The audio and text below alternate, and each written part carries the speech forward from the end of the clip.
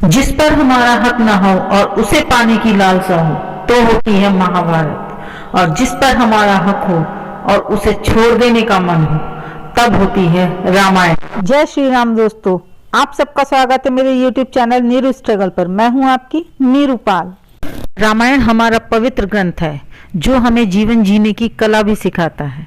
Life management life में कैसे करना चाहिए, ये सब हमें रामायण से सीखने को मिलता है। रामायण से हम क्या कुछ सीख सकते हैं, इसी के बारे में जानते हैं।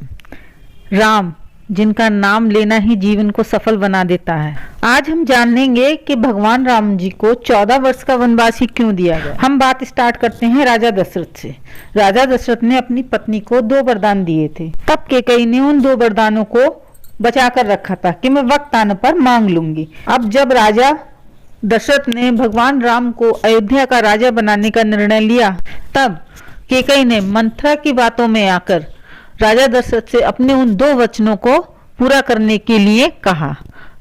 तब उन्होंने भरत को अयोध्या का राजा और भगवान राम को 14 वर्ष के लिए वनवास मांगा। अब 14 वर्ष का समय ही क्यों चुना गया? 14 वर्ष का समय इसलिए चुना गया ताकि भरत का राज तिलक स्थायी हो सके और राम की लोकप्रियता से भरत के शासन में कोई बाधा ना आए। भगवान राम को मर्यादा पुरुषोत्तम कहा जाता है।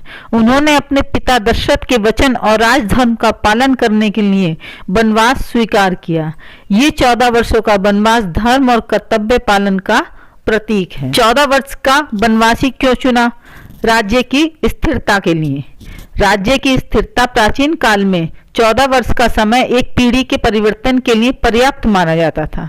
यदि राम 14 वर्ष तक अयोध्या से दूर रहते तो भरत को राजा के रूप में स्वीकार करना प्रजा के लिए सहज हो जाता। धर्मशास्त्रों में कहा गया है कि यदि कोई राजा 14 वर्ष तक अपने राज्य से दूर रहता है तो उसका अधिकार समाप्त हो जाता है। ये समय भरत को स्थायी राजा के रूप में स्थापित करने के लिए भी था। भगवान राम ने 14 वर्ष के वनवास को भी सहजता से स्वीकार कर लिया और इस निर्णय को भी उन्होंने अपने सार्थक और लोक कल्याण में निहित कर दिया। वनवास मानव जीवन की कठिनाइयों का प्रतीक है। भगवान राम ने ये दिखाया कि कठिनाइयों का सामना धैर्य, सत्य और धर्म के साथ करना चाहिए। 14 वर्षों में उन्होंने आदर्श पुत्र, भाई, पति और राजा कई गुणों को प्रदर्शित किया। ये रामायण की सबसे प्रमुख घटना है जिसके कारण पूरी रामायण हमारे और आपके समक्ष आई है। यहाँ पर भगवान राम जी हमें ये सिखाते हैं कि परिस्थितियां कितनी भी कठिन आ जाएं, हमें अपने कर्तव्यों से पीछे नहीं हटना चाहिए। उधर भरत भगवान राम से बहुत प्रेम करते थे।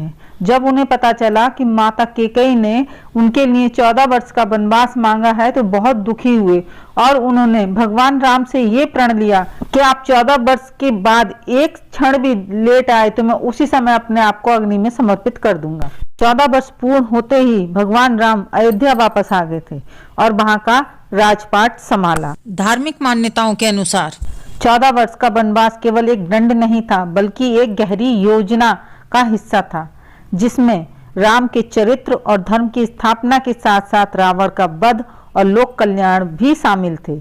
ये हमें सिखाता है कि कठिनाइयों का सामना कर्तव्य और धैर्य के साथ करना चाहिए। प्रभु राम ने रामायण में जो एक एक बात कही है उसमें से अगर हम एक बात भी अपने जीवन में आत्मसात कर लें तो हमारे जीवन में कभी भी कोई कठिनाई नहीं आएगी। भगवान श्री राम का नाम लेना बहुत अच्छी बात है, लेकिन उनके आचरण को अपने जीवन में ढाल लेना बहुत बड़ी बात है, क्योंकि ये चरण हमें मंदिर तक ले जाते हैं और आचरण हमें भगवान तक ले जाता है। आपको ये वीडियो कैसी लगी मुझको कमेंट बॉक्स में जरूर लिख के बताइएगा। वीडियो अच्छी लगे तो लाइक जरूर कीजिएगा। मेरे चैनल पर नए आए हो तो मेरे चैनल को सब्सक्राइब भी कर लेना। फिर मिलेंगे हम अपनी अगली वीडियो में। तब तक के लिए जय श्री राम।